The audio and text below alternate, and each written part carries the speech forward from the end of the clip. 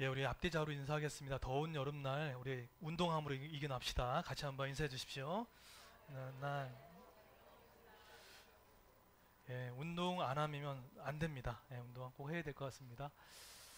어, 특별 새벽기도 10일이 잘 끝났습니다. 우리 너무 고생 많으셨고요. 어제는 그 저희 아이들과 암성가정 예배 드릴 때 응답받았던 내용들 좀 나누었거든요. 근데 서희는 한 2개 응답이 됐고 희성이는 한 3개, 저는 5개 정도 이렇게 나누게 됐는데 그래서 서희가 그러더라고요. 저기 아빠는 목사니까 응답 많이 해준 것 같다고 얘기를 했는데 근데 안 된 기도 제목들이 있습니다. 그러나 기도했던 그 내용들이 하나님 때 반드시 응답해 주려 믿습니다. 예. 어, 오늘 이제 성경적 재정관에 대한 이야기를 계속 하고 있습니다. 하고 있는데 오늘 3번째 시간인데요. 제목이 오늘 청지기적인 드림입니다. 지난주는 그 레밍을 말했던 그 막말했던 도의원 때문에 마음이 되게 상했는데 이번 한 주는 참 마음이 훈훈했습니다. 한번 그림 한번 띄워주시겠습니까? 어떤 기사가 최근에 있었냐면 예, 오뚜기였습니다. 예, 이 오뚜기가 지금 가뚜기로 지금 바뀔 정도로 이 오뚜기가 저의 마음을 일주일 동안 훈훈하게 만들었는데 왜 그랬나 보면 이 정부가 바뀌면 대통령이 경제인들을 초청해서 일자리에 대한 부분들, 경제 현황에 대한 부분들을 서로 나누는 시간들을 꼭 갖습니다. 그럴 때 항상 역대 정권 가운데 1위부터 15위 정도 계열 서열을 매겨가지고 초청해서 이렇게 같이 회동을 갔는데 이 모든 이 조율을 하는 사람이 코디가 대한상공회에서 합니다. 했는데 이번에 총 15개 기업이 선정돼서 이제 청와대에 들어가서 뽑히게 되는데 근데 그 중에 유독 한 기업이 들어갔어요. 그 기업이 오뚜기라는 중견 기업입니다. 저 기사가 뜨고 나서 많은 포털 사이트 가운데 왜 오뚜기가 감히 거기 들어갔냐부터 시작해가지고 이유가 뭐지? 막 이런 얘기들 많이 나왔고 대체 무엇일까에 대한 궁금함들이 있었습니다. 그런데 이 오뚜기가 이번에 경제의 그 초청에 받았던 큰 이유 중에 4가지가 있었다고 합니다. 첫 번째가 뭐냐면 오뚜기는 그 11년 동안 지금 그 라면 값을 서민들과 같이 아픔을 함께 하고자 거의 올리지 않았다고 얘기를 합니다. 그런 상생하는 기업으로서의 어떤 그런 하나가 있었고요. 또 한 가지는 뭐였냐면 비정규직이 거의 0%에 가까울 정도로 거의 없습니다. 심지어는 마트에서 시음료 하는 이 아주머니도 정규직으로 뽑을 정도로 건강하게 이렇게 상생하는 그런 기업을 뽑혔던 부분이 있었고 두 번째는 뭐냐면 창업 회장이 물려준 이 재산 상속 있지 않습니까? 그 돈에 1,405억 정도의 돈을 한 푼도 남김없이 투명하게 재산 상속세로 법대로 집행했다는 거예요. 어, 그런 부분들이 이번에 선정 기준이었고 또 정부가 봤을 때 좋았다라고 생각해서 이 기업을 뽑았다고 합니다. 그런데 이 오뚜기가 경제계 서열이 몇인지 아십니까? 138인가에 밖에 안 돼요. 그러니까 뽑힐 수 있는 가능성이 없는 기업이었던 거죠. 그래서 많은 기사들이 이 훈훈한 이 기사를 접하면서 가뚜기다 하고 할 정도로 신의 회사다라고 부를 정도로 얘기를 했는데 참 마음이 따뜻하고 훈훈했습니다. 만약 이 기업에서 역대 기업처럼 성장만을 추구했다면은 이런 그림이 절대 나올 수 없는 그림이죠. 그러나 성장을 포기하고 상생을 해 나가는 기업의 큰 이미지가 있어서 너무 힘들어하는 우리 서민들에게 또 같이 공감대를 형성하는 좋은 이미지로 만들었던 회사가 바로 오뚜기였습니다. 저는 이것을 보면서 이런 마음이 들었습니다. 만약에 지금 많은 공화국이 지나면서 정부가 지나면서 역대 정부 가운데 정말로 이 회사를 인정했던 정부가 있었을까라는 생각들을 해봤습니다. 만약에 그런데 어떠한 형태든지 지금 이것을 선택했던 것을 보면서 그 기준이 바뀌었구나라는 생각들을 하게 됐습니다. 그런데 저는 이게 저한테 상당히 하나님께 위로를 받았습니다.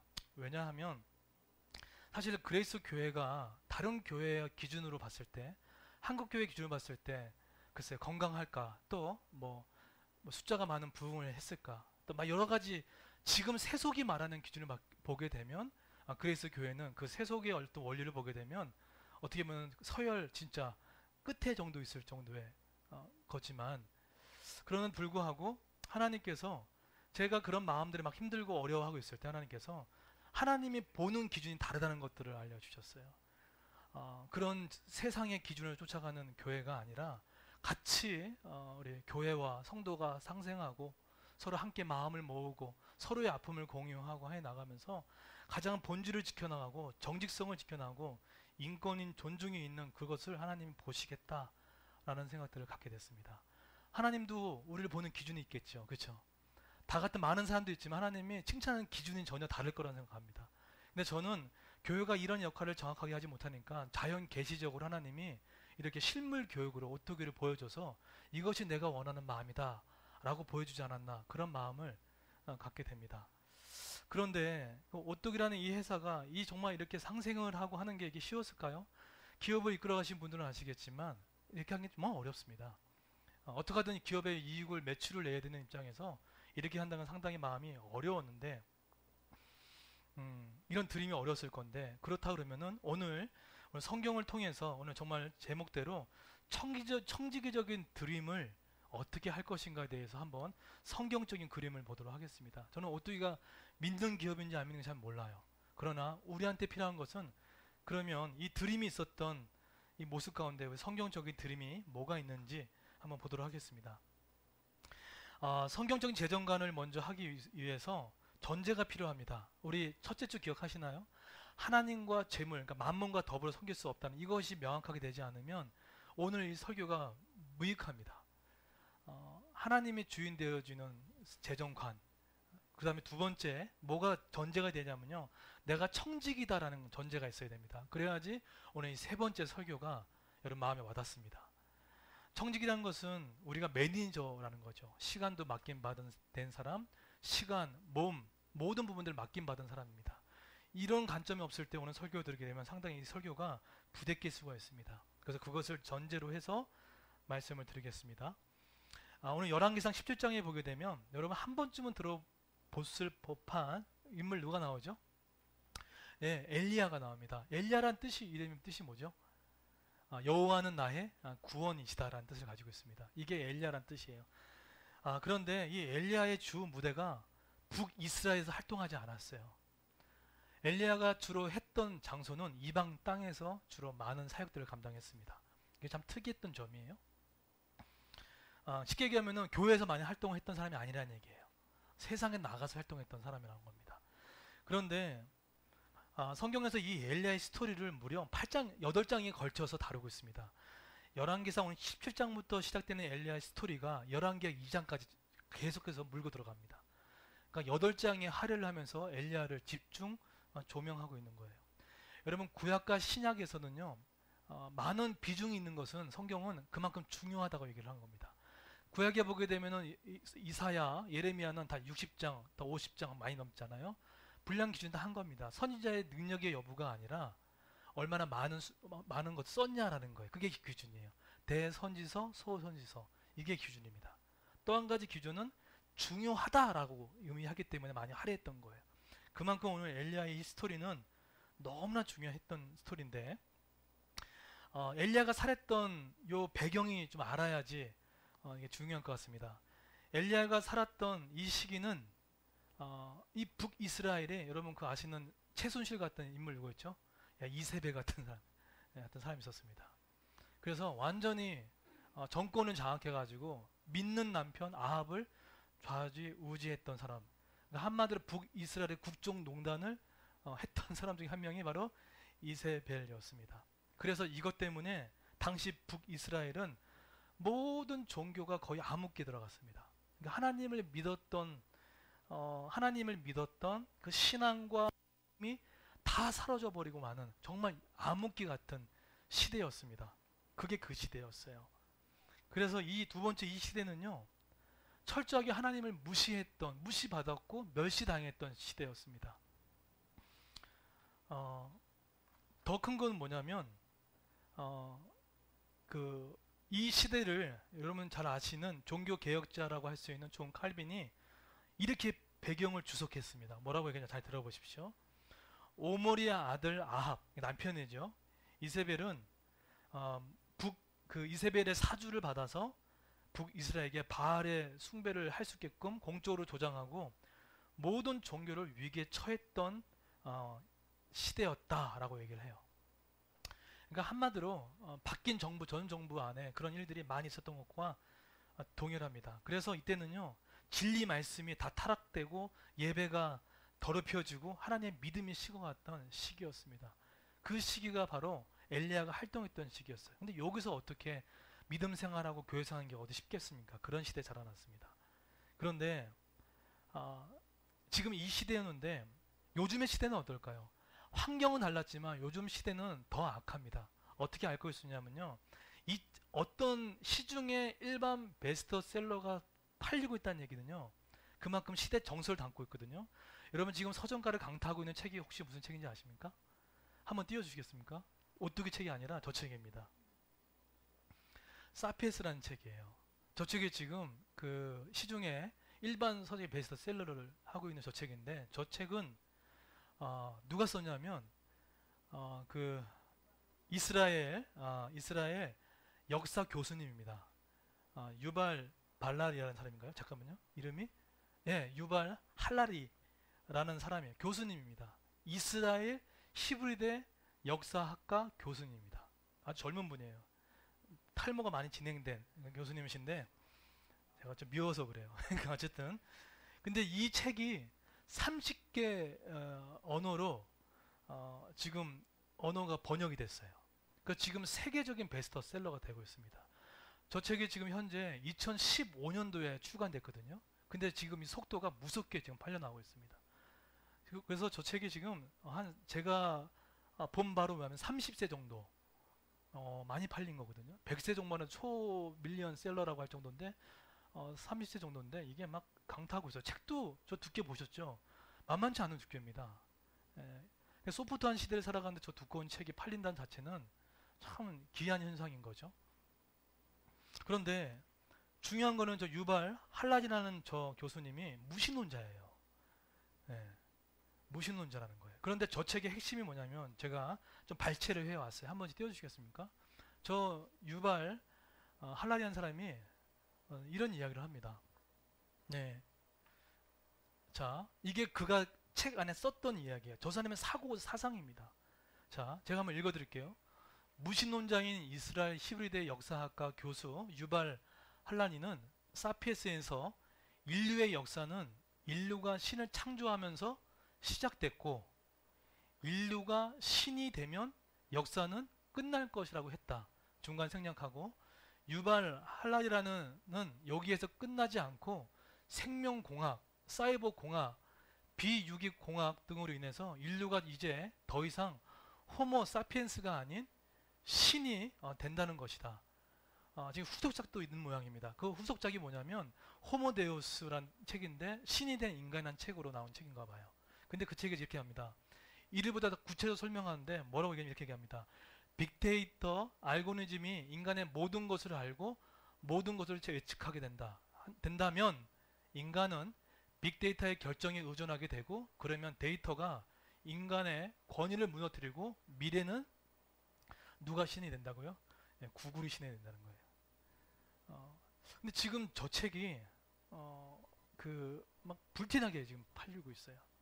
그러니까 지금 가장 첫 번째 보십시오. 이게 죄송합니다. 이거 한번 쓸게요. 안 되죠? 안 되네요. 근데 인류가 뭘 만들었다고요? 신을 만들었다는 거예요. 그러니까 창조론을 완전 뒤바꿔 버린 거예요. 그러니까 인류가 신을 만들었고 인류가 신이 되면 역사가 끝날 것이라는 것으로 얘기하고 있는 거예요.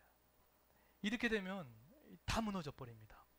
사실 북이스라엘이 그런 이스라엘 때문에 어려웠던 것처럼 저런 것들이 많은 사람들 머릿속을 지배하다 보면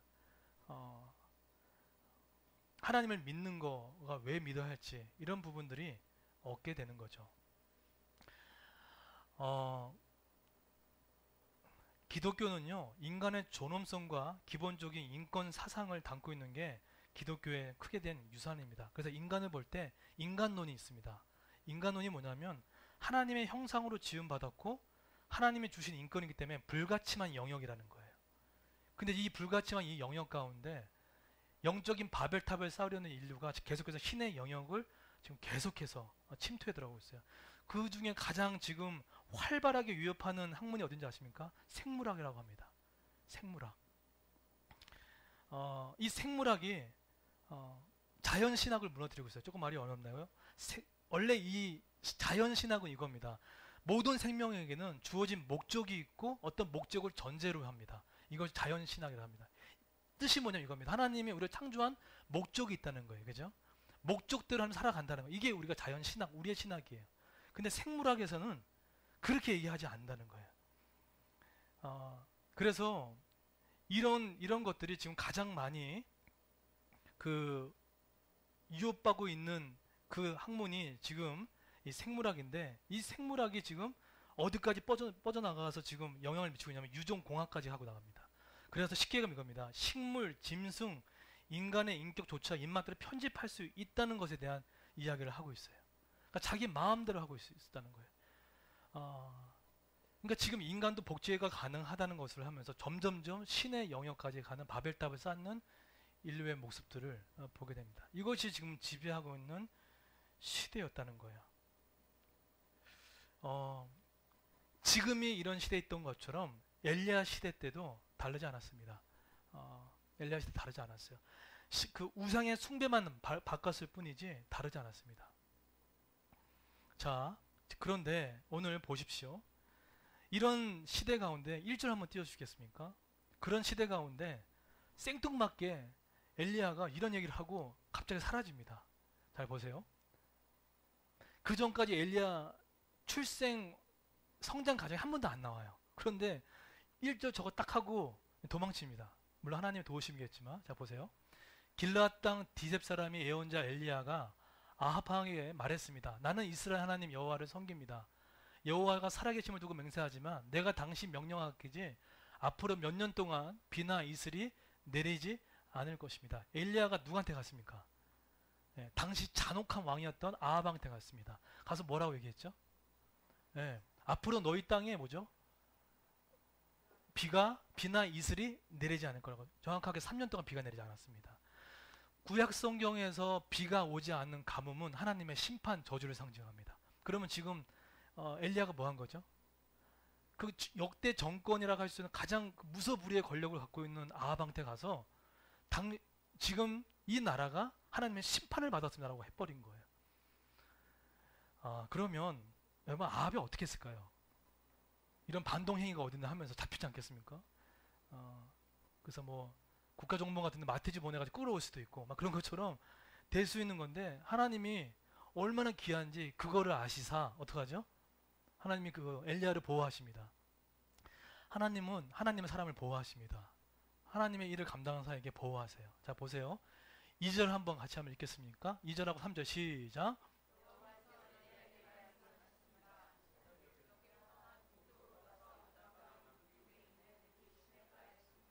네, 자 보세요. 엘리야가 움직이지 않았어요. 엘리야가 도망가지 않고 여호와께서 하나님 일을 하는 사람 누구죠?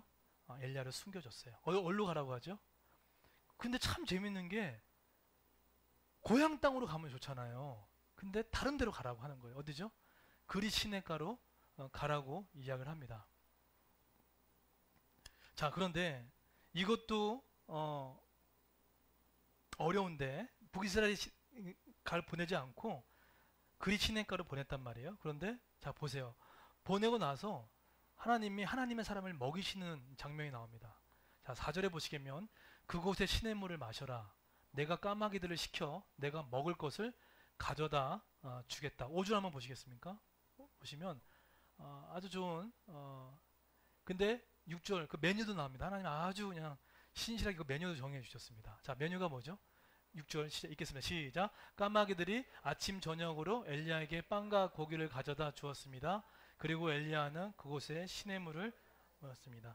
저기서 이거는 인간적으로 상상할 수 없는 일입니다. 두 가지 때문에 그래요. 첫 번째는 뭐냐면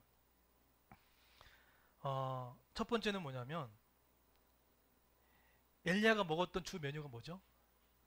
떡과 고기입니다. 고대 팔레스타인에서는요 하루에 2번씩 떡을 고기를 먹는 것은요 부유한 자들이 먹는 습관이었습니다. 그렇기 때문에 지금 누구죠? 엘리야는 하나님의 일을 하다가 힘들게 해서 도망쳤는데 하나님께서 최고의 음식으로 떡과 고기를 아침 저녁으로 먹이셨다는 거예요. 그리고 누가 그걸 날라다 줬죠? 네, 까마귀입니다. 까마귀 한번 검색해 보십시오. 까마귀는요 주로 먹는 게 죽은 시체라든지 썩은 것을 주로 먹습니다. 그래서 이 까마귀는 자기 새끼한테도 줄 먹이를 남기지 않고 먹는 새예요. 아주 무자비합니다. 자비가 없는 그런 새죠. 근데 까마귀가 입에다가 고기를 물고 갖다 줬다. 이거는 침샘이 폭발할 수 있는 건데 이거를 물고 갖다 줬다. 근데 저는 더러워서 못 먹겠어. 어떻게 그 까마귀가 했던 것을 먹을 수 있나 하는데 여기서 알 수 있는 게 뭐죠? 하나님은 하나님의 일을 하는 감당하는 사람에게 인간의 이성과 논리를 생각할 수 없는 방법으로 하나님께서 먹이신다는 거예요. 보호하시고 먹이시고 공급하시는 것들을 보게 하는 거예요. 북이스라엘이 왜 망했죠? 바알이었습니까? 바알을 섬겨야지 살 수 있기 때문에 섬긴 거거든요. 그런데 하나님은 바알을 섬기지 않아도 하나님 먹이신다는 사건을 이 성경 기자가 이걸 통해서 드러내게 하신 거예요. 자, 그런데 이것도 참 믿을 수 없는 하나님의 섭리인데 이 엘리야를 한 군데 더 보내십니다. 그 장소가 어딘지 한번 보실까요? 어디로 또 보냈죠? 그리친넨가에 가서 보냈다가 이제는 어디로 보내죠? 네, 어디죠 혹시? 네, 시돈 땅 사르바. 저기 어딜까요? 한번 맞춰보십시오. 저기 어딜까요? 누구의 고향일까요? 첫 번째 1번 북이스라엘 땅이다. 2번 약간 이방인 땅이다. 몇 번이겠습니까? 1번? 네, 1번 아닙니다. 2번입니다. 2번입니다. 그러니까 지금 엘리야를 보호하려면 하나님 생각이 우리가 생각할 때는 보호하려면 이스라엘 땅에 보내야 되잖아요. 그런데 사르밧으로 보내요. 근데 사르밧이 누구의 고향입니까? 이세벨 아버지의 고향이에요. 거길 보내요. 그러니까 이해가 안 되는 거예요. 그런데 보냈는데 저 사르밧이란 뜻이 뭐냐면 염색하다는 뜻입니다. 그러니까 저 도시는 염료 생산지가 참 많았던 도시였어요. 근데 그것보다 더 중요한 건 어쨌든 이세벨의 아버지가 계시고 한마디로 바알 숭배의 근원지예요. 글로 누가 보냈다고요? 엘리야를 보낸 거예요. 그러니까 쉽게 얘기하면 뭡니까? 우리 모든 성도님을 정말 하나님도 섬기지 않고 무신론자가 판치고 경쟁이 판치는 세상에 보낸 거 똑같은 거예요. 교회만 있게 하면 너무 좋은데 그런 세상을 보내버리는 거예요. 예수님의 옛자를 끊을 수도 없는 공간에 보낸 걸 똑같은 겁니다. 그 이해가 안 되는 거죠. 자, 그러면 왜 이렇게 보냈냐는 거예요. 왜 보냈을까요? 여기서 제가 존경하는 어떤 주석 학자는 얘기합니다. 첫 번째는 왜 좋은 곳으로 보내지 않고 바알 숭배 본거지로 보냈냐라는 거예요. 첫 번째는 이겁니다. 하나님의 권세가 북이스라엘에만 되지 않는다는 얘기예요. 하나님의 이 권세는 믿지 않는 모든 영역에도 그 하나님의 권세가 있다는 얘기를 하고 싶었던 거예요. 두 번째는 하나님은 그 바알 숭배 본거지에서 바알의 무능력을 드러내려고 했던 거예요. 내가 진짜 신이야. 너의 먹고 살고 공급하고 제공해주고 생사화복을 주관하는 자는 바로 나임을 바알의 숭배지 그 공간에서 보내고 싶었던 거예요. 그리고 세 번째는 뭐냐면 이방인들을 돌아오기 위해서 누굴 세웠습니까? 이스라엘의 가장 큰 사명이 그거거든요. 왜 제사장 나라라고 했습니까? 제사장의 나라는 왜 그런 단어를 사용했냐면 너희를 통해서 이방인이 돌아오게 만든 것이 중요한 사명 중에 하나였거든요. 근데 이 빛을 잃어버린 거예요. 그런데 이스라엘이 그 빛을 잊어버려도 내가 이방인을 나에게 돌아오는 것에 대한 약속은 내가 처리하지 않겠다는 거예요. 그것에 대한 하나님의 시희였던 거죠. 그런데 자 보세요. 근데 하나님은 너무 하시는 거예요. 여러분 하나님께서 가장 중요한 거를 주고 싶을 때는 푸시업이라고 하죠. 계속 밀어붙일 때가 있어요. 가장 소중한 것을 알기 위해서 계속 밀어붙이는데 이 엘리야를 계속 밀어붙이는 거예요. 그리 시냇가로 밀어붙이시고 사르밧으로 밀어붙이시고 한 번 더 누구한테 밀어붙이신지 아십니까? 누구한테 가라고 하죠? 과부한테 가라는 거예요. 과부. 과부가 누굽니까? 과부는요, 남편도 없고 사회 경제적으로 열악하고 아주 절망적인 상태에 놓여있던 그 사람한테 가라는 거예요. 거기서 먹을 거를 구하라는 거예요. 그러니까 하나님 너무 이상한 거예요. 예. 그러니까 이게 이해도 안 되는 거죠. 그런데 이 과부의 직업을 알려드릴까요? 직업이 뭐였죠? 10절이 나옵니다. 이 아주머니의 직업은 이거였어요. 한 과부가 뭐했죠? 땔감을 줍고 있었다는 거예요. 직업이 없었는데, 여러분 당시 그 시대는 흩어져 있는 나뭇가지들을 모을 수 있는 사람은 남자들밖에 할 수 없었어요. 근데 지금 여자가 나왔다는 것은 그만큼 생존이 어려웠고 자기가 먹고 살지 않으면 안 되는 정말 극빈한 상태가 사르밧 과부였습니다. 근데 지금 거기 나와서 그것을 그 가지를 모아다가 살았던 사람이 과부였어요. 그런데 하나님 뭐라고 하시죠? 하나님도 너무 하시죠. 뭐라고 하죠? 9절, 너는 일어나서 시돈 땅 사르밧에 가서 살아라. 그것을 한 과부에게 너를 돌봐주라고 뭐라고요? 명령했다는 거예요. 누가 명령했습니까? 하나님께서 미리 명령해놨어요. 마음을 열어놨다는 거예요. 아까 우리 주영행제가 맨 끝에 멘트 그런 말 했죠. 이 마음을 여시는 분이 누구라고요? 하나님을 여셨다는 거예요. 근데 엘리야가 앞서 가기 전에 하나님께서 미리 하나님의 사람을 공급하기 위해서 아무것도 없는 절망의 상태에 놓여있는 자들한테 그 마음을 먼저 열어놓으신 거예요. 근데 엘리야가 갔습니다. 그런데 하나님도 너무하시죠? 근데 이 하나님도 너무하신데 엘리야도 대책이 없어요. 근데 가가지고 11절에 보십시오. 뭘 달라고 하죠? 자, 10절에 보십시오. 엘리야도 하나님의 진짜 뭐랄까요, 이렇게 과했던 사람 인물이었던 거예요. 뭘 달라고 하죠? 물 달래요. 물 달라고 합니다. 물과 뭐 달라고 그러죠? 그 다음 밑에 떡 달라고 해요. 자, 여러분 저 물을 가볍게 여기시면 안 됩니다. 고대 군동에서 물을 대접하는 것은 거의 신성한 대접이었습니다. 그러니까 지금 이 과부는 상당히 부담스러운 거예요. 내가 지금 먹고 살 돈도 없고 저축할 돈도 없는데 각 어려운 사람이 와가지고 좀 도와달라고 똑같은 거예요. 자, 그런데 또 뭘 달라고 하죠? 떡 달래요. 떡은요, 당시에 서민들이 먹는 아주 어설프게 구워진 빵 같은 거였습니다. 근데 그것도 달라는 거예요. 자, 그러면 다 정리하고 여러분이 만약에 엘리야라면, 만약에 여러분이 사르밧 과부라면은 이럴 때 그 엘리야한테 자기가 먹고 있는 물과 먹고 있는 빵을 줄 수 있겠습니까? 솔직하게 한번 얘기해볼까요? 솔직하게. 당장 내일 아침은 먹을 물질은 있는데 점심 먹을 게 없는 사람이 있는데 그 물질이밖에 없는데 어떤 사람이 와가지고 밥을 사달라고 하는데 이걸 내가 사주면 내가 못 먹어요. 그런 상황일 수도 있고요. 여러분, 드림이라는 것은, 청지기적인 드림, 내가 물질을 드린다는 것은 항상 이런 식으로 우리의 갈등을 오게끔 만들어요. 사실은요. 근데 왜 하나님이 근데 이렇게 하셨냐는 거예요. 하나님께서 항상 그렇지 않아요. 하나님이 새로운 일을 시작하시고 새로운 어떤 것들을 기획하실 때 항상 이상하게 하나님이 계속해서 이걸 몰아가실 때가 있습니다. 어떤 사람은요, 돈으로 몰아가세요. 계속 돈으로 막 쭉쭉 몰아가세요. 또 어떤 사람은 시간을 가지고 쭉쭉 몰아가세요.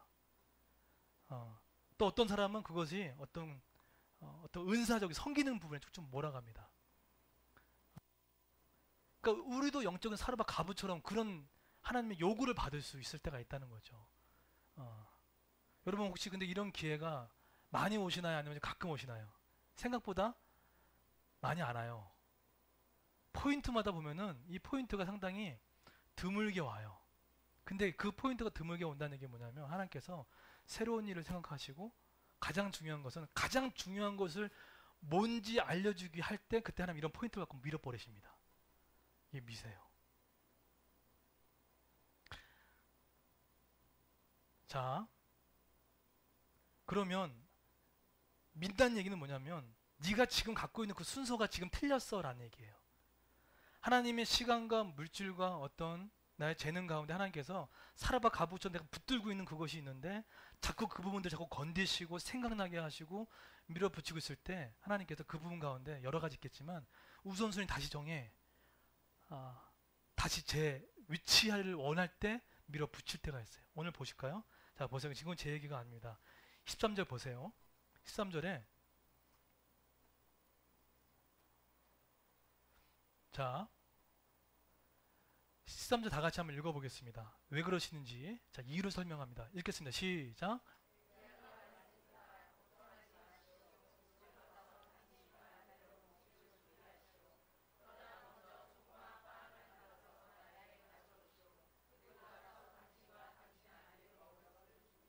네.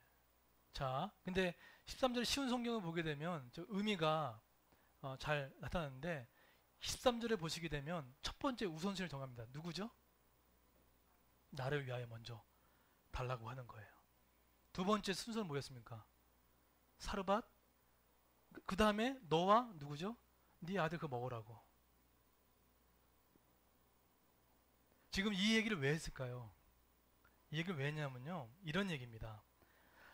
나를 첫 자리에 두고 내 능력을 믿으며 살라라는 그런 의미를 가지고 있는 거예요. 대부분 사르밧 가부처럼 적혔을 때 저 순서를요. 앞에 하나님을 위하는 것이 다 사라집니다. 결국 먼저 내 거, 그 다음에 내 가족들 먼저 그걸 생각을 합니다. 이게 나쁘다는 얘기가 아닙니다. 그런데 북이스라엘에 살고 있는 바알의 숭배지의 그 모든 가치관은 하나님이 없이 자기가 우선되는 시대를 살아가는 시대가 바로 그 시대였던 거예요. 하나님께서 알려주고 싶었던 게 뭡니까? 우선순위가 뭐냐는 거예요. 그래서 밀어 붙이는 거예요.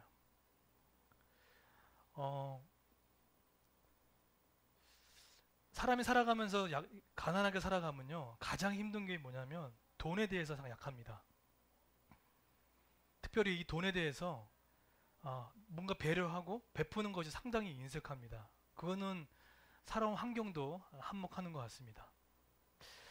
저 역시도 30대 때 왜 그런 생각이 없었겠습니까? 재정에 대해서 책도 보고 많이 했습니다. 근데 안 돼요, 이상하게. 이상하게 저는 그게 안 들어와요. 숫자도 안 들어오고 뭔가 해도 복잡해지고 뭔가 이제 안 해가지고 설명해주면 무슨 말인지 모르겠어요.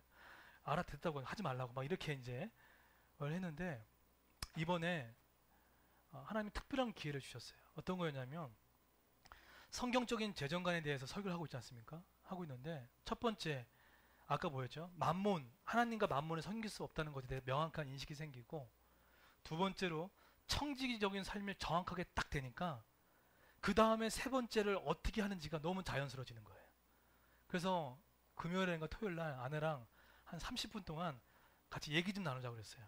그래서 뭘 했냐면 A4 용지 있지 않습니까? A4 용지를 한 2장 갖고 와서 되게 졸릴 시점이었어요. 특세도 있고 있어갔는데 목사 가정이 먼저 그거에 대해서 정직하지 않고 투명하지 않고 목사 가정이 그걸 제대로 못하는데 성도한테 어떤 말씀을 증거할 수 있겠습니까? 그래서 그런 마음을 갖고 다 펴놓고 얘기를 했어요. 그래서 수입과 지출에 대한 얘기를 하고 그 다음에 나갈 수 있는 모든 돈들을 다 적어봤어요. 수입을 다 적어보고 지출을 적어보고 다 해봤어요. 근데 그런 이제 믿음의 촉발이 됐던 게 카카오 뱅크 때문에 하게 됐습니다. 어쨌든 됐는데 항목들을 다 적었는데 항목들을 다 적어가면서 하는데 제가 배웠던 성경 재정관의 강의를 들으면 항상 얘기하는 거죠. 첫 번째 원리가 뭐냐면 하나님의 것 11조는 무조건 딱 띄고 그 다음에 두 번째는 저축을 얘기하고 두 번째 투자와 저축을 얘기합니다. 이렇게 순서가 잡혀져 있어요. 거의 강의를 보면. 그래서 그거 항목을 나누어서 딱 해봤더니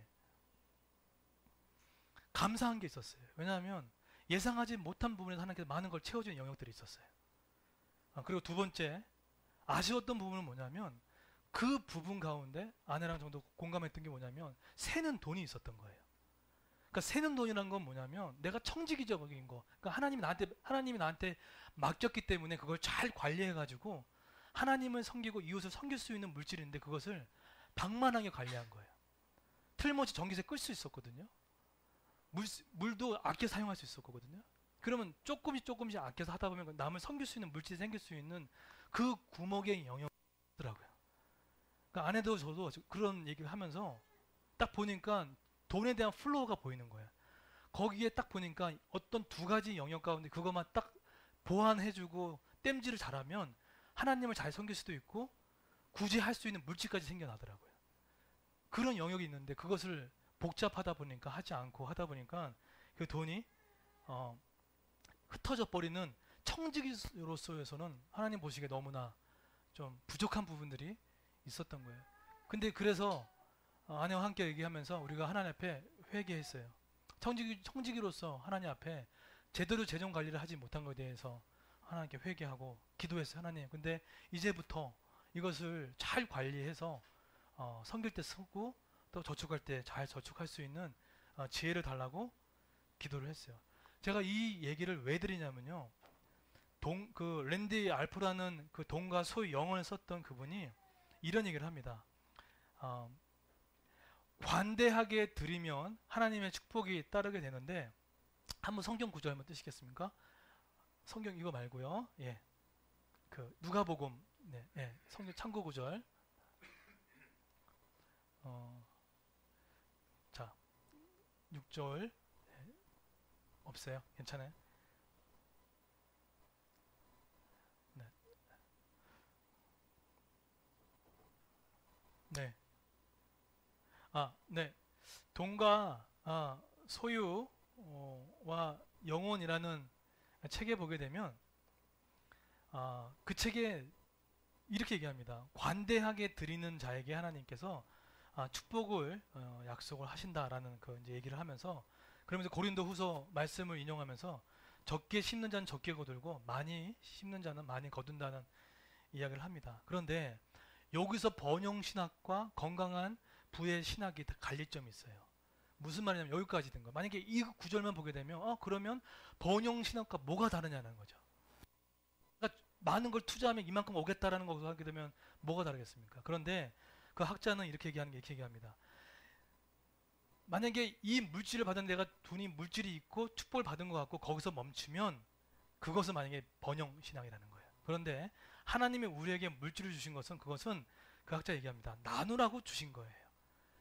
나에게 월급을 주시고 내가 예상하지 못한 물질이 들어오는 것은 내가 그것을 쌓고 사치 부리라고 준 게 아니라 그것을 나는 사람을 도우라고 그 물질을 허락했다는 거예요. 그리고 그분의 왕국을 위해서 쓰라고 그 물질을 주신 거라는 거예요. 그런데 이 부분들 가운데 우리가 1번 그리스도의 주제권도 안 되고 2번 청지기도 안 되면 3번은 절대 못 놓습니다. 놓을 수가 없어요. 이걸 어떻게 모은 돈인데 이걸 놔요.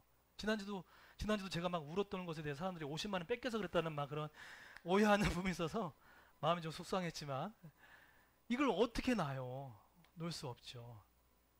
근데 하나님은 약속하셨던 거예요. 드린 자에게 축복이 있어요. 근데 그것은 다를 위해서 주기 위해서, 하나님의 나라를 위해서 주신 물질이라는 거예요. 예. 그래서 오늘 보세요. 엘리야가 뭐라고 합니까? 우선순위를 잘 정해라고 하는 거예요. 나를 위하여. 그 다음에 뭐죠? 너와 네 아들을 위해서. 순서를 정확하게 잡아주는 거예요.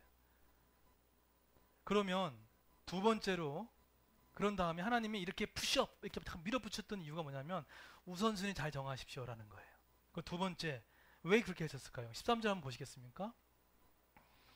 네, 13절 보십시오. 네, 13절 보시게 되면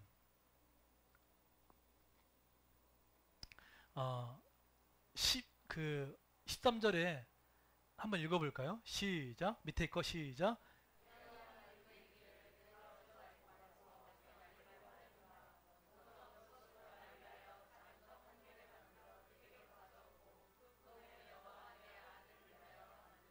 저기 엘리야가 보세요. 엘리야가 그 사르밧 가보에 뭐라고 딱 한마디 했죠? 두려워하지 말라고 했어요. 저 단어는 야레라는 단어를 사용합니다. 근데 저 단어의 한 가지 의미는 무서워하다는 뜻이에요. 근데 저 단어는 존경하다라는 뜻도 있어요. 중의적인 의미가 있어요. 그러면 지금 사르밧 과부한테 얘기했던 건 뭐죠? 사르밧 과부는 한 웅큼의 가루와 기름 얼마밖에 없는 게 모두 대산이었습니다. 그렇죠? 지금 엘리야는 불확실한 장래에 대한 불안을 두려워하지 말고 그 두려움의 대상을 하나님에 대한 두려움으로 대체하라는 거예요. 사르밧 과부가 한 웅큼의 이 물질, 이 한 기름을 던지면 죽을 수밖에 없는 절대 빈곤의 사람인데 하나님은요 그것을 갖고 네가 하지 말고 그 두려움을 나한테 맡겨서 그것을 해결할 수 있게끔 하나님이 그 대상을 바꾸라고 이야기를 합니다. 그러면 여러분 이런 질문 나옵니다. 그럼 정말 가난한 사람들 드려야 되는가에 대한 질문 내려와요. 정말 힘든데 어떡합니까? 이런 질문 나올 수 있잖아요. 그렇죠? 근데 이게 제가 보던 그 책 가운데 이렇게 얘기합니다. 들어보세요. 가난한 사람도 그럼 드려야 하는지. 제가 읽고 있는 그 돈과 소유 영어에서 이렇게 얘기합니다. 성경적인 드림의 원리는 시대의 초월한 진리입니다. 드리는 것은 미래의 상급뿐만 아니라 현재의 열매를 풍성케 하신다. 그러면서 목사한테 이렇게 혼내는 거예요. 뭐라고 혼내냐면 목사가 이것에 대해서 전달자가 아니라 그분의 편집자로 말하지 말라는 거예요. 무슨 말이냐면 이 얘기하게 되면 성도들이 싫어하면 어떡할까라는 거 있잖아요. 그런 얘기 때문에 해야 할 얘기를 안 하고 이렇게 그냥 슬그머니 가게 만들어서 성도를 가난하게 만들지 말라는 거예요. 할 말을 하라는 얘기예요. 할 말을 하고 안 된 것을 얘기를 해주고 해서 그것에 대해서 근본적인 것을 해결할 수 있게끔 도와주라 얘기를 하는 거예요. 그러면서 마지막으로 이렇게 얘기합니다. 우리가 드리는 것에 대해 가르치지 않으면 드리는 자에게 주시는 하나님의 공급하심을 빼앗기게 된다는 거예요. 회개할 게 하나 있어요. 제가 초창기 때 어떤 메시지가 있었어요. 뭐냐면 너 교회 처음 시작할 때 구제 시작하라고 했거든요. 하나님 그 메시지 주셨어요. 구제 시작하고 선교 시작하라고 주셨어요. 제가 그 설교를 누구한테 들었어요. 힘들어도 교회는 구제와 선교를 해야 합니다. 초창기 때 들었던 거예요. 그런데 제가 그거를요 하나님 앞에 어겨버렸어요. 하나님 앞에 하나님 지금은 선교 시기가 아닌 것 같습니다. 지금은 우리 하는 구제도 좀 어렵지 않습니까? 라는 제 합리적인 생각과 것들이 있었던 거예요. 그리고 심지어는 제가 이런 재정에 대한 부분들에 대해서 거의 2년 동안 해본 적이 없어요. 이러다가 제가 송태근 목사님 찾아갔어요. 찾아가서 여쭤봤어요. 왜냐하면 선배 목사님이시고 그 돈에 대한 재정에 대해서 65세를 지내면서 어떤 가치관을 갖고 성도를 교육하고 양육을 했는지에 대한 궁금함들이 있어서 1대1로 여쭤봤어요. 그랬더니 뭐라고 얘기하시면 한마디 하시는 거예요. 가르쳐야 한다고 하는 거예요. 가르쳐야 한다는 거예요. 근데 저는 그 말이 솔직히 죄송하지만 순종 못했어요. 목사님이 개척기를 안 해봐서 그건 모르실 겁니다 라고 해서 순종 안 했어요. 그런데 때가 됐는지는 잘 모르겠지만 그것이 성도를 더욱더 곰핍하게 만들고 성도를 더 어렵게 만드는 거, 교회를 더 어렵게 만드는 중요한 화근이 됐던 것을 알게 됐어요. 어쩌면 그런 마음이 계속 하나님이 저를 밀고 밀어서 가장 부담스러울 수 있는 성경적 재정관을 하는 설교를 하나님이 시킨지 모르겠습니다. 여러분 가정 가운데도 그런데 중요한 것은요. 이 사르밧 과부가 엘리야의 말에 움직였던 것은요. 축복을 받기 위해서 했던 것이 아니라 14절 말씀의 근거로 움직였다는 겁니다. 14절 보십시오. 여러분 감정으로 선택하지 마십시오. 14절 다 같이 한번 읽어보시겠습니다. 14절 시작.